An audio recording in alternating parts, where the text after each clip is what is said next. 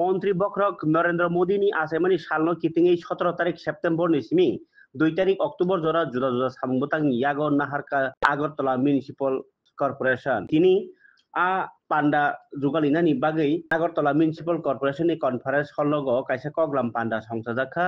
pandao manjakha Municipal Corporation ni Mayor Deepak Majumdar tai MC ni officer rokno khoboi corporator rok প্রধানমন্ত্রী নরেন্দ্র মোদীজির জন্মদিনকে উপলক্ষ করে আগামী 17 September আগামীকাল থেকে 2রা অক্টোবর গান্ধী জয়ন্তী অবধি বিভিন্ন কর্মসূচি ভারত সরকার রাজ্য সরকার আগরতলা পৌর নিগম থেকে নেওয়া হয়েছে।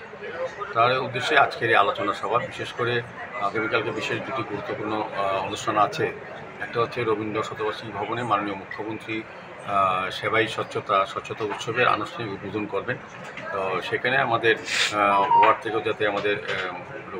লোকরা যায় এবং উপস্থিত থাকেন, ওয়ার্ড কর্পোরেটর থাকেন, আমাদের আধিকারিক থাকেন এবং এখানে সাফাই কর্মীকে উনি সম্বর্ধিত করবেন যারা আগরতলা শহরকে নিয়মিত সাফাই রেখে সুন্দর শহর রাখেন তাদেরকে মুখ্যমন্ত্রী সরকারের পক্ষ থেকে তাদেরকে সম্বর্ধিত করা হবে। যদি এই অনুষ্ঠানে যাতে আগরতলা পৌর নিগমের সমস্ত ওয়ার্ডের কর্পোরেটররা এবং এলাকার লোকরা যাতে অংশগ্রহণ করে এবং সাফাই কর্মীরা থাকেন সেই উদ্দেশ্যে আজকের আলোচনা সভা। আমাদের সভায় ডেপুটি মেয়র মনিকা দত্ত মহোদয়া, জোনাল চেয়ারম্যানগণ, MIC মেম্বারগণ, আমাদের ডেপুটি কমিশনার, এসপি কমিশনারগণ এবং বিভিন্ন কর্পোরেটরগণ, অন্যান্য আধিকারিকগণ ছিলেন। আর আরেকটা প্রোগ্রাম আছে দুপুর 12টায় আপনার জিবি হসপিটালের পার্কিং জোনের সামনে প্রধানমন্ত্রী নরেন্দ্র মোদীজি সারা দেশবাসীর উদ্দেশ্যে সুস্থ নারী শক্ত পরিবার এটা একটা কর্মসূচি উনি ঘোষণা করবেন। সেক্ষেত্রেও আমাদের যাতে উপস্থিতি সবাই থাকে, প্রধানমন্ত্রী সেই আলোচনা রাখবেন দেশবাসীর উদ্দেশ্যে এবং আমাদের রাজ্যবাসী আমাদের মহিলাদের উদ্দেশ্যে উনি কিছু কর্মসূচি ঘোষণা করবেন। সেটাকে সফল করার জন্য কী কী ব্যবস্থা গ্রহণ করা উচিত সেই গতকালকেও আমরা ওই 6 আগরতলা বিধানসভার অন্তর্গত আগরতলা পৌর নিগমের বিভিন্ন ওয়ার্ডের কর্পোরেটর, 57 বিধানসভা কেন্দ্রের কর্পোরেটর এবং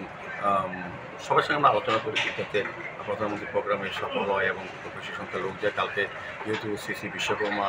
পুজো সেক্ষেত্রে কিছুটা অসুবিধা হবে, যান